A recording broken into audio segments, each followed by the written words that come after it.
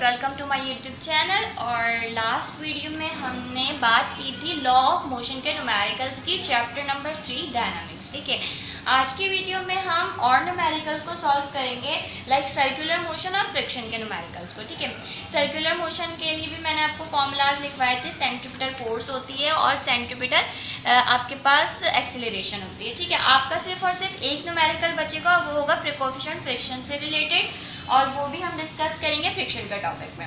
अभी हम बात कर रहे हैं सर्कुलर मोशन की। तो सर्कुलर मोशन के न्यूमेरिकल है हमारे पास पार्ट सी में। तो हम अपना सर्कुलर मोशन का एक न्यूमेरिकल देख लेते हैं। ठीक है,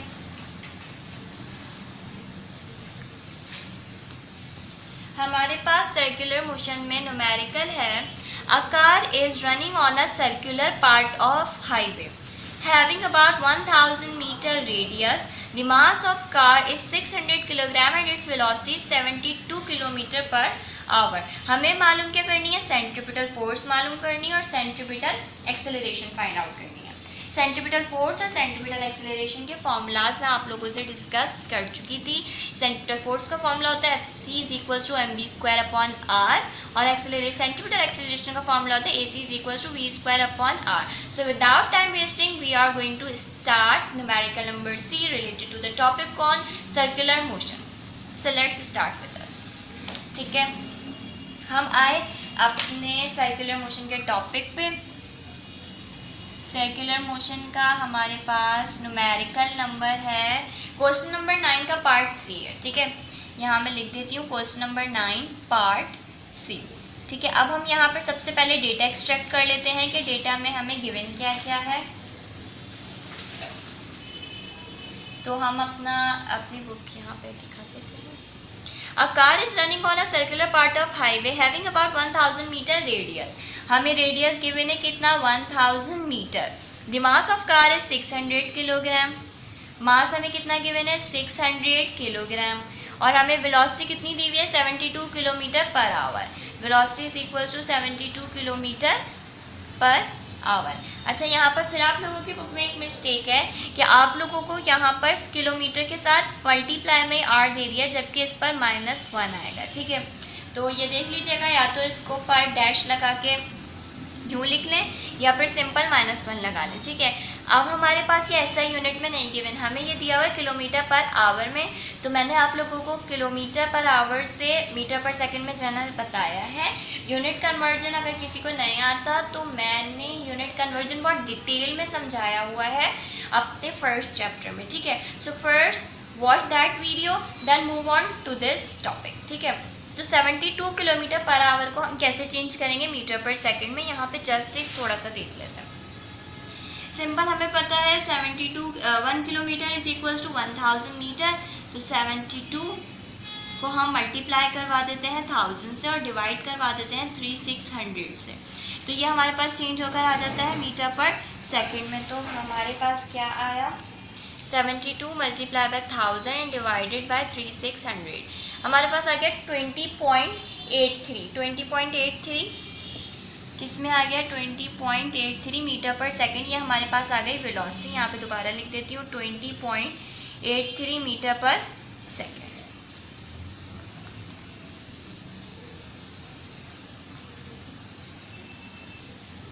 सर ये मिस्टेकनली हुआ है, हमने जब 72 को मल्टीप्लाई करवाया 1000 से और डिवाइड किया 3600 से, तो हमारे पास आ रहा है 20 मीटर पर सेकेंड, 83 नहीं है। ठीक है, वेलोसिटी हमारे पास आ रही है 20 मीटर पर सेकेंड। ठीक है, वेलोसिटी हमारे पास कितनी आ रही है? 20 मीटर पर सेकेंड। अब हमें कैलकुलेट क्या करना है? हमें क्वेश्चन में कहा जा रहा है हमें निकालना है centripetal force, means that Fc is equals to question mark and centripetal acceleration. Centripetal acceleration को किससे डिनोट करते हैं? AC is equals to question mark.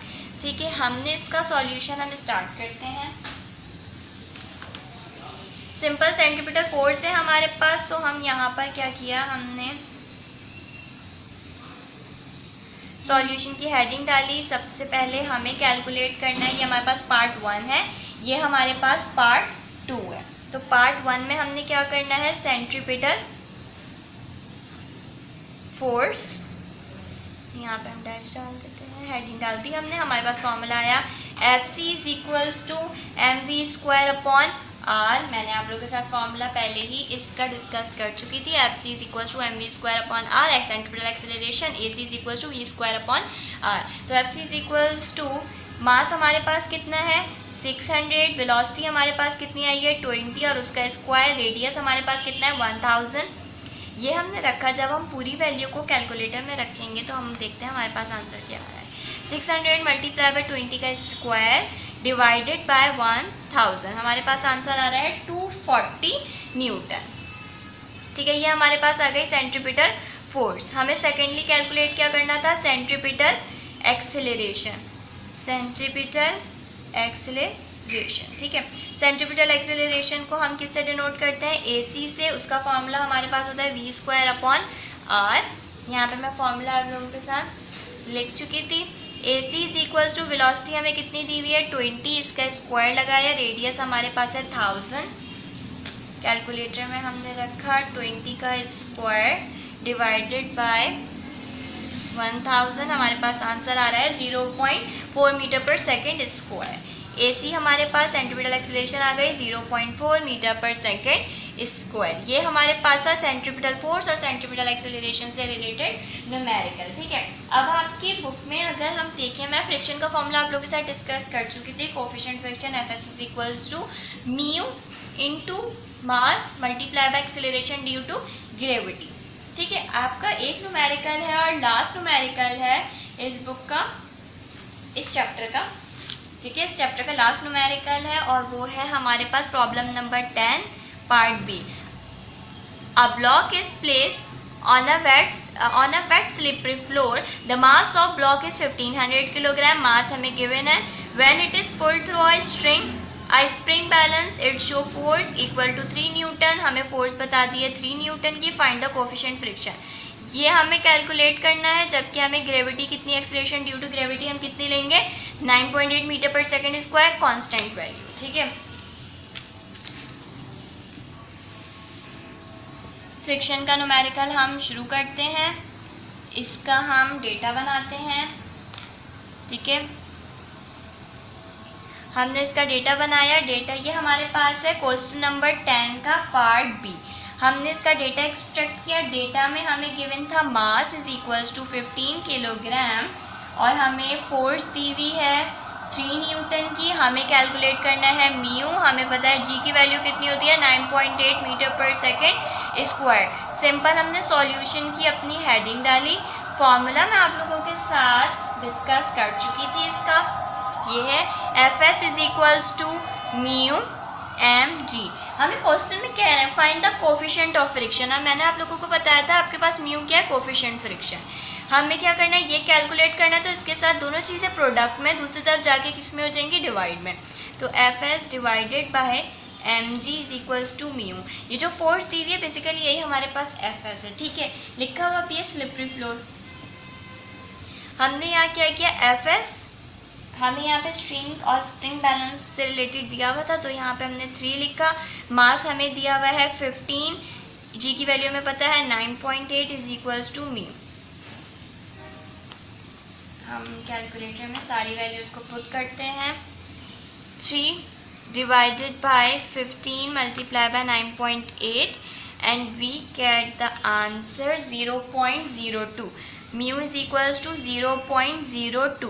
इसका कोई यूनिट नहीं होता है, ये हमारे पास एक कांस्टेंट वैल्यू, मतलब एक कांस्टेंट की तरह एक्ट करता है और ये हमारे पास डायमेंशनलेस क्वांटिटी है। तो ये हमारे पास क्या हो गया आंसर। ऐसा मैं आपको फिर कह रही हूँ कि इसका कोई यूनिट नहीं होगा क्योंकि ये डायमेंशनलेस क्वांटिटी है। ठीक है, thank you so much for watching. In the next video we will discuss the numericals on another topic, on another chapter, unit number 4, turning effect of forces. Thank you so much for watching.